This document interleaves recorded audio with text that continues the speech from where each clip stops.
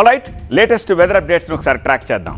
Monsoons చాలా విస్తృతంగా మొత్తం దేశమంతా స్ప్రెడ్ అవుతున్నాయి. ఈ నేపథ్యంలో ఎలా ఉన్నాయో ఒకసారి చూద్దాము. భారీ వర్షాలకు ఉత్తరాది మొత్తం, నార్త్ ఇండియా మొత్తం కూడా తడిసి ముద్దవుతోంది. ముఖ్యంగా ఈ గుజరాత్ అండ్ నార్త్ ఈస్ట్లో అరుణాచల్ ప్రదేశ్, అస్సాం, మేఘాలయ, సిక్కిం అండ్ వెస్ట్ బెంగాల్, ఈ రాష్ట్రాల్లో ఎక్కువగా ఇది రెడ్ జోన్. ఇక్కడ బాగా కుంభవృష్టి కురుస్తోంది ఈ సోకాల్డ్ 5 జిల్లాల్లో.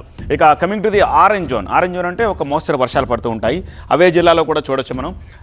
హిమాచల్ ప్రదేశ్, ఉత్తరప్రదేశ్, ఢిల్లీ, మహారాష్ట్ర, కర్ణాటక, గోవా, తమిళనాడు అండ్ పుదుచ్చేరి, ఇక్కడ కొంచెం ఆరెంజ్ అలర్ట్ ఉంది. ఒక మోస్తరు వానలు పడుతున్నాయి.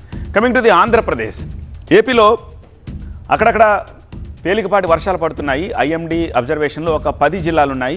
మిగతా 16 జిల్లాలు గ్రీన్ జోన్. ఆ 16 జిల్లాలు గ్రీన్ జోన్లో పొడి వాతావరణం ఉంది. అలా అని పెద్దగా ఎండలు ఏమీ కాయట్లేదు, మామూలుగా ఉంది.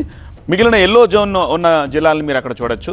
అల్లూరి సీతారామరాజు, విశాఖపట్నం, అనకాపల్లి, కాకినాడ అండ్ రాయలసీమలో ఒక 4-5 జిల్లాలు. ఇక్కడ మాత్రం కొంచెం వర్షాలు పడే అవకాశం కనిపిస్తోంది.